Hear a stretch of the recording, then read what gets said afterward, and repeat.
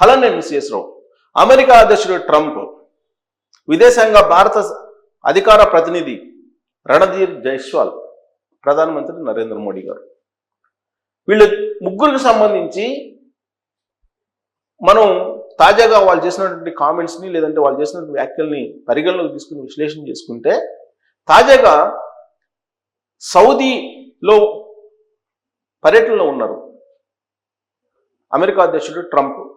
ఆ సందర్భంగా సౌదీకి వెళ్ళినటువంటి ఆయన చేసినటువంటి వ్యాఖ్యలు ఏవైతే ఉన్నాయో అవి ఆపరేషన్ సింధూర్ కార్యక్రమం యొక్క విజయాన్ని తగ్గించేలాగా కనిపిస్తున్నాయి. ఏంటంటే, అసలు సీజ్ ఫైర్ని తానే ఆపాను, సీజ్ ఫైర్కి కారకుడు నేనే అని చెప్పి సౌదీలో పర్యటనలో ఉన్నటువంటి అమెరికా అధ్యక్షుడు ట్రంప్ చెప్తున్నారు. తాజాగా కాల్పుల విరమణ చేయగలిగాను, భారత్ పాకిస్తాన్ మధ్య యుద్ధాన్ని నేనే ఆపాను, నేనే ఆపగలిగాను. పైగా ఇంకొక మాట కూడా అన్నారు, ఒకవేళ ఆపకపోతే రెసిప్రోకల్ ట్యాక్స్ ద్వారా వాణిజ్యాన్ని లేకుండా చేస్తానని చెప్పి హెచ్చరించాను. అందుకే ఆ రెండు దేశాలు ఒప్పుకున్నాయి అని చెప్పి ఆయన చెప్తూ, తానే కాల్పుల విరమణ అనే దానికి ఒప్పించాను ఆ రెండు దేశాలని అని చెప్పి చెప్తూ మరొక అడుగు ముందుకేశారు. కాశ్మీర్ సమస్యను కూడా తానే పరిష్కరిస్తాను, కాశ్మీర్ సమస్యను కూడా ఆ రెండు దేశాల మధ్య సుదీర్ఘంగా ఉన్నటువంటి దాన్ని పరిష్కరిస్తానని చెప్పి సౌదీ కేంద్రంగా ఆయన చేసినటువంటి వ్యాఖ్యలు. యాక్చువల్గా ఇస్లామిక్ కంట్రీస్కి సంబంధించినటువంటి మద్దతును కూడగట్టుకునే ప్రయత్నం పాకిస్తాన్ చేసింది యుద్ధ సమయంలో. ఇస్లామిక్ కంట్రీస్ కూడా సంయమనం పాటించాయి, భారతదేశానికి జరిగినటువంటి అన్యాయాన్ని గుర్తించాయి. సౌదీలో పర్యటనకు వెళ్ళారు నరేంద్ర మోడీ గారు. ఆ సమయంలోనే పెహల్గాం దాడి జరిగింది. సౌదీ పర్యటన అర్ధాంతరంగా ముగించుకొని ఆయన ఇండియాకు వచ్చారు. ఇస్లామిక్ దేశాలకు సంబంధించినటువంటి అన్ని దేశాల మద్దతును కూడగట్టుకునే ప్రయత్నం పాకిస్తాన్ చేసింది యుద్ధ సమయంలో. కానీ ఏ దేశం కూడా ముందుకు వచ్చి పాకిస్తాన్ కరెక్టు, భారతదేశం తప్పు అని చెప్పాలా. ఉగ్రవాద దాడిని ఖండించాయి ముక్తఖండంతో అంతర్జాతీయ సమాజం. పైగా భారతదేశానికి సపోర్ట్ చేశాయి.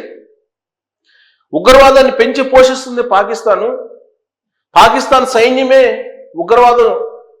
ఉగ్రవాదులను తయారు చేస్తుంది, ఉగ్రవాద భావజాలాన్ని రేకెత్తిస్తుంది అని చెప్పి అంతర్జాతీయ సమాజం నమ్మింది. దానికి కారణం ఏంటంటే, ఈ పెహల్గాం ఉగ్రవాద దాడి జరగడానికి ముందు 2 days పాకిస్తాన్ ప్రధానమంత్రి రెచ్చగొట్టేటువంటి వ్యాఖ్యలు చేశారు. ఉగ్రవాదుల్ని రెచ్చగొట్టేలాగా ఆయన ప్రసంగించారు. పీఓకే పాకిస్తాన్దే అని చెప్పారు. ఇలాంటి వ్యాఖ్యలు చేస్తూ భారతదేశాన్ని కించపరిచేలాగా మాట్లాడారు. ఆ తర్వాత 2 రోజులకి పెహల్గాం దాడి జరిగింది. అంటే ఆ దేశంలో ఉండేటువంటి పాలకులు కానీ, ఆ దేశంలో ఉండేటువంటి సైన్యం కానీ ఉగ్రవాదుల్ని ప్రోత్సహిస్తుంది, ఉగ్రవాదుల్ని పెంచి పోషిస్తుంది, ఉగ్రవాద స్థావరాలకి పాకిస్తాన్ ఆర్మీ కాపలా కాస్తుంది. ఇది అంతర్జాతీయ సమాజం గమనించింది. పైగా పెహల్గాం దాడి జరిగిన తర్వాత అంతర్జాతీయ సమాజానికి అర్థమయ్యేలాగా భారత ప్రభుత్వం చెప్పగలిగింది. అందుకే ఇస్లామిక్ దేశాలు ఏవి కూడా పాకిస్తాన్కి పూర్తి స్థాయిలో మద్దతు ఇవ్వడానికి ముందుకు రాలా, ఎక్సెప్ట్ టర్కీ ఒకటే మద్దతు ఇచ్చింది. సరే, పాకిస్తాన్ సరిహద్దుల ఇష్యూలో పాకిస్తాన్కి అలాగే భారతదేశం మధ్య కొన్ని ఇష్యూస్ ఉన్నాయి కాబట్టి పాకిస్తాను ఇస్లామిక్ దేశం కాకపోయినప్పటికీ కూడా చైనా పాకిస్తాన్కి మద్దతు ఇచ్చింది. ఇలాంటి సమయంలో సేమ్ సౌదీ వెళ్ళినటువంటి అమెరికా అధ్యక్షుడు ట్రంప్ పాకిస్తాన్ అలాగే ఇండియా మధ్య కాల్పుల విరమణ ప్రకటించాను, నేనే యుద్ధం లేకుండా చేశాను అని చెప్పి ఆయన పదే పదే చెప్తూ ఉన్నారు. దీనికి ప్రతిగా భారత విదేశాంగ శాఖ అధికార ప్రతినిధి రణధీర్ జైస్వాల్ ఆయన ఏమంటున్నారంటే, కాశ్మీర్ విషయంలో కానీ, కాల్పుల విరమణ విషయంలో కానీ మూడో దేశం యొక్క లేదా మూడో వ్యక్తి యొక్క ప్రమేయం అవసరం లేదు, ద్వైపాక్షిక ఒప్పందాల ద్వారానే మేము సమస్యలు పరిష్కరించుకుంటాం. అనాదిగా కాశ్మీర్ ఇష్యూ ఉంది, దానికి పరిష్కారం ద్వైపాక్షిక చర్చలు మాత్రమే. మూడో వ్యక్తి జోక్యం లేదు, ఉండకూడదు, ఉండదు అని చెప్పి ఆయన చెప్పారు.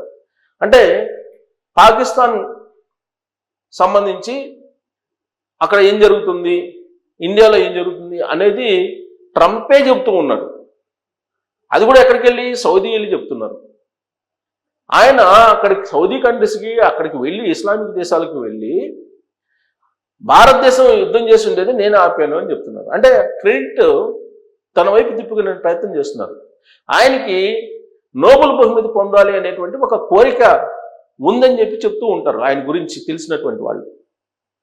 బహుశా దాన్ని దృష్టిలో పెట్టుకొని అంతర్జాతీయ వేదికల మీద ట్రంప్ పదే పదే చెప్తూ ఉన్నారు, పాకిస్తాన్ భారతదేశం యుద్ధాన్ని తానే ఆపాను అని చెప్పి. పైగా అక్కడ రష్యా ఉక్రెయిన్ యుద్ధాన్ని కూడా ఆపేటువంటి ప్రయత్నం చేస్తాను అంటున్నారు. అలాగే హమాస్ ఇజ్రాయెల్ మధ్య జరుగుతున్నటువంటి యుద్ధాన్ని కూడా ఆపే ప్రయత్నం చేస్తానని చెప్తున్నారు. కానీ అవి చేయలేకపోయారు, కానీ ఇది మాత్రం చేయగలిగారు. ఇండియా పాకిస్తాన్ మధ్య యుద్ధాన్ని తానే ఆపానని చెప్పి చెప్తున్నటువంటి మాటల్ని అంతర్జాతీయ సమాజం విశ్వసిస్తుంది, నమ్మేటువంటి అవకాశాలు కూడా ఉన్నాయి.